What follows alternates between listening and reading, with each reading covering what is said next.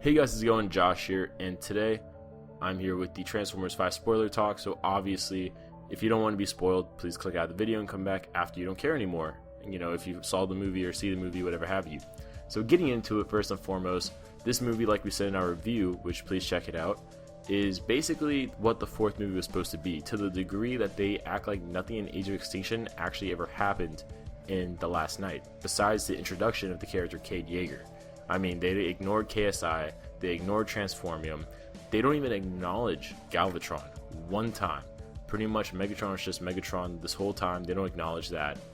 Even though Megatron does have the same voice actor that he did as Galvatron, which is kind of funny. But Cade's in the movie, and he's the best character. Again, he's a really cool character. I really do like Mark Wahlberg in this role. I think he's a better character for the Transformers universe than Shia LaBeouf's character, which, funny to say, Shia LaBeouf does appear really briefly in a photo in this movie when they're talking about the Order of the Witwickens.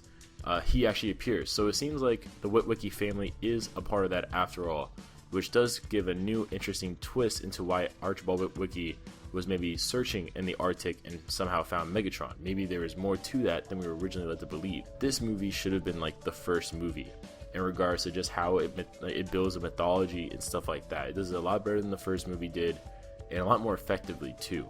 Speaking of that, the beginning of the movie starts off with the whole King Arthur and the origin of the Knights of Cybertron kind of aspect for this movie.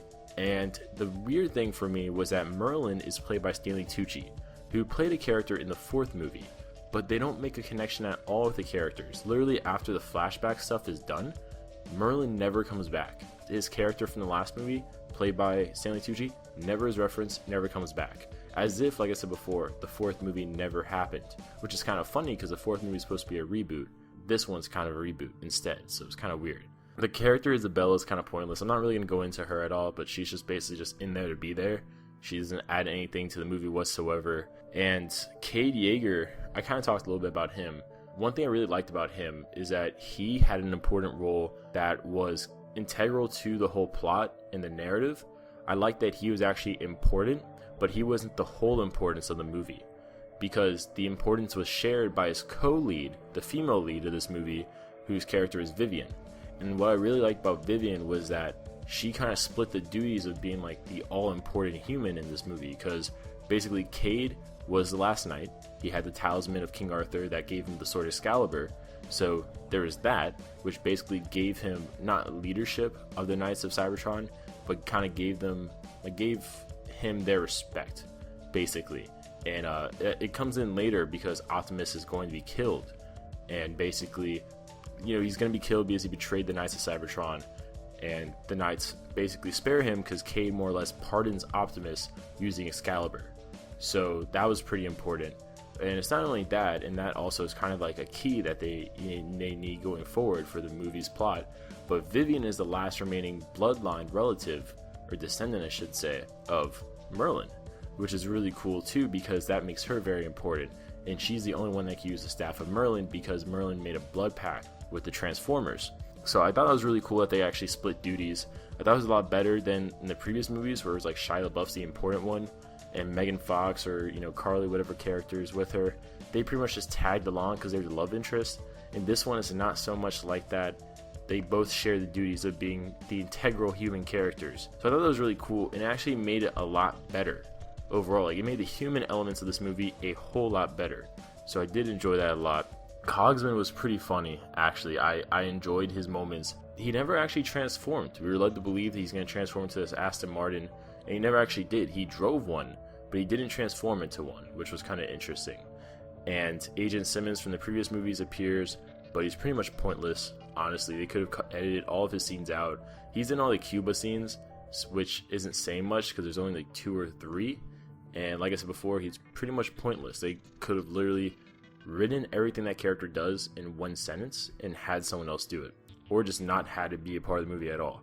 One thing I really did like was Anthony Hopkins. I thought he was kind of funny in this movie. I thought he was definitely having fun. He said a few times he was having fun with the movie, but I definitely felt that.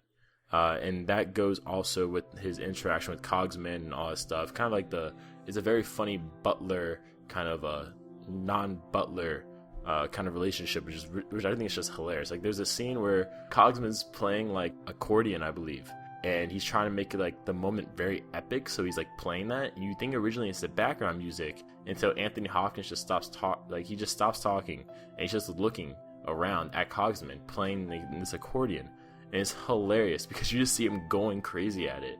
His character just had a lot of personality, and it was really something that I wish we saw more of in the Transformer movies, because literally the new Decepticons in this movie that Megatron gets, so to speak, to help defeat the Autobots, they're cannon fodder. I mean, literally the first fight scene they're in, like 5 minutes later, they're all killed. And even Megatron's kind of like a punk ass bitch in this movie. Like, he has a boss ass Knights of Cybertron-esque design, which is seemingly given to him by Quintessa. And the reason I say that is because he and Optimus Prime both have these red markings on their face, but that red marking was only given to them, or only given to Optimus by Quintessa.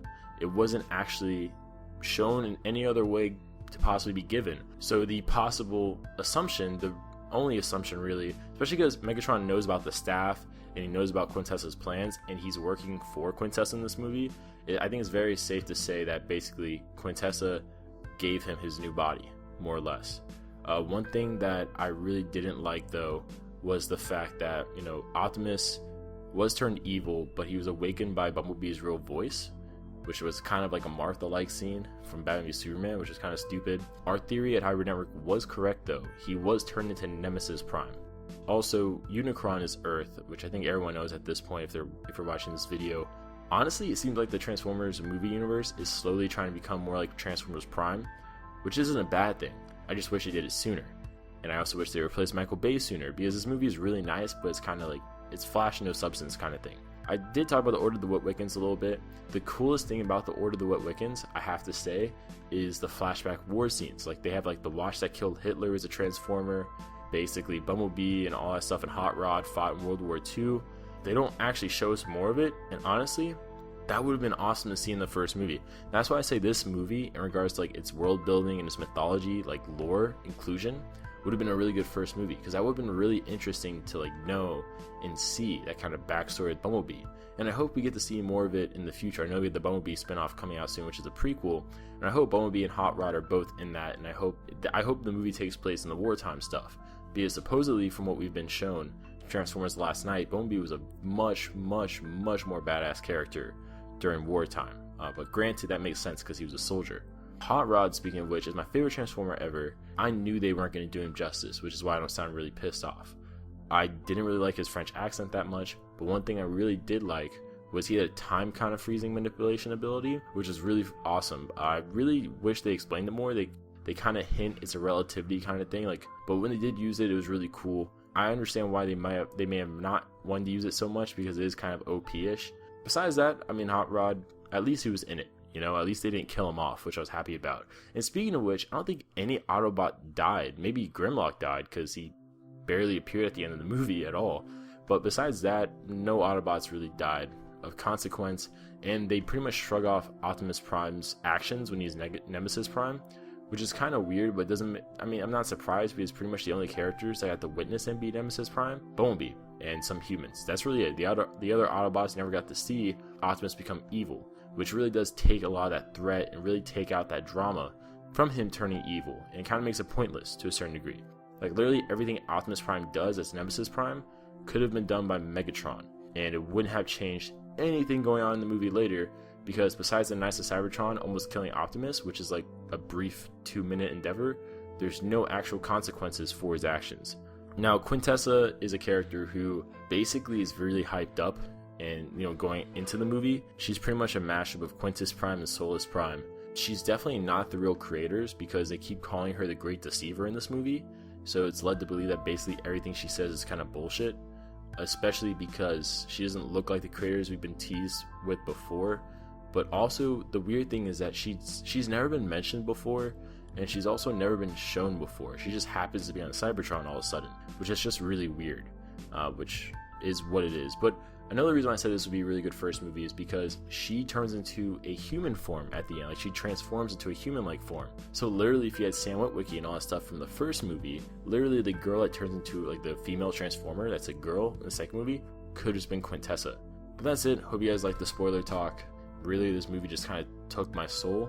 I'm joking, it didn't really take my soul. But I want to hear your guys' comments down below. What do you guys think about the movie? Do you like the movie? Do you not like the movie? I'm looking forward to Transformers 6, I guess, question mark. We'll see what they do. And with all that said and done, it's Josh, and I'll see you guys later.